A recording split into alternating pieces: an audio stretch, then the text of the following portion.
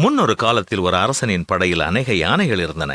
அவைகளில் ஒன்று மிகவும் வலிமையானது. அது மட்டுமல்ல, அது மிகவும் கீழ்ப்படிதல் உள்ள ஒரு யானை. சிறந்த திறமை வாய்ந்தது. யுத்த களத்திலே அந்த யானைக்கு ஒப்பாக எந்த யானையும் பார்க்க முடியாது. எந்த யுத்த களத்திற்கு அதை அனுப்பினாலும் அது வெற்றியோடு தான் திரும்பி வரும். பல 100 யானைகளுக்கு மத்தியில் அந்த அரசனால் மிகவும் நேசிக்கப்பட்ட யானை அது. காலங்கள் உருண்டோடின. அந்த யானைக்கும் வயது முதிர்ச்சி ஏற்பட்டது. அதன்பின் அரசன் அந்த யானையை யுத்தத்திற்கு அனுப்பவில்லை. என்றாலும் அரசனின் யானை கூட்டங்களுடனே அது வளர்ந்து வந்தது. ஏனென்றால் அந்த யானையை அரசன் பார்க்கும் போதெல்லாம் அவனுக்குள் ஒரு உற்சாகத்தையும் தைரியத்தையும் அது கொடுத்தது. ஒரு முறை தண்ணீர் குடிப்பதற்காக அருகில் இருந்த குளத்திற்கு அந்த யானை சென்றது. அதன் கால்கள் அங்கே இருந்த சகதியில் மாட்டிக்கொண்டது. கொஞ்சம் கொஞ்சமாக சகதியினுள் மூழ்க ஆரம்பித்தது. அது தன்னைத்தான் விடுவித்துக் கொள்ள எவ்வளவோ முயற்சி எடுத்தாலும் அதனால் வெளியே வர முடியவில்லை. யானையினுடைய பிளிரலை கேட்ட சுற்றி இருந்தவர்கள் யானை பிரச்சனையில் மாட்டிக்கொண்டிருக்கிறது என்பதை அறிந்தார்கள். அரசனுக்கும் இந்த செய்தி சென்றடைந்தது. இது அரசனுக்கு மிகவும் விருப்பமான யானை என்பதால் எல்லோருக்குமே இப்பொழுது ஒரு பயம் உண்டானது. அரசன் குளத்தின் கரைக்கு வந்து சேர்ந்தான். மக்கள் கூட்டமும் பெருகிவிட்டது. அதை வெளியே எடுக்க எல்லா விதமான முயற்சிகளும் செய்யப்பட்டன.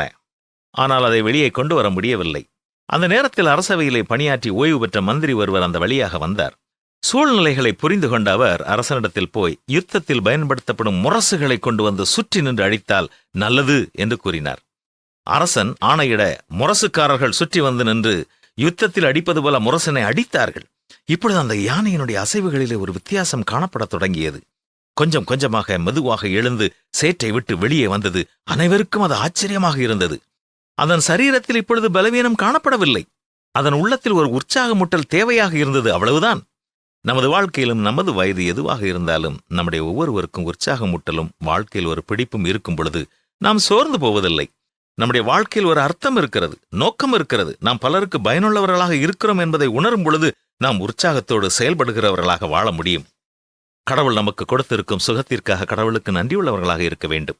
நாம் எதிர்மறையான காரியங்களை பேசிக் கொண்டிருப்பதை விட்டுவிட்டு கடவுள் கொடுத்திருக்கும் சிறந்த காரியங்களுக்காக அவரை துதிப்பவர்களாக, அவருக்கு நன்றி சொல்பவர்களாக வாழ வேண்டும். நம்மை சுற்றி நாம் பார்க்கும் சிறந்த காரியங்களுக்காகவும் கடவுளுக்கு நன்றி சொல்ல வேண்டும். தேவனுடைய மகிமை விளங்குவதற்கு ஏதுவாக கிருபையானது அநேகருடைய ஸ்தோத்திரங்களினாலே பெருகுகிறது என்றுதான் பரிசுத்த வேதமும் நமக்கு கற்றுத்தருகிறது. என்ன செய்வோமா?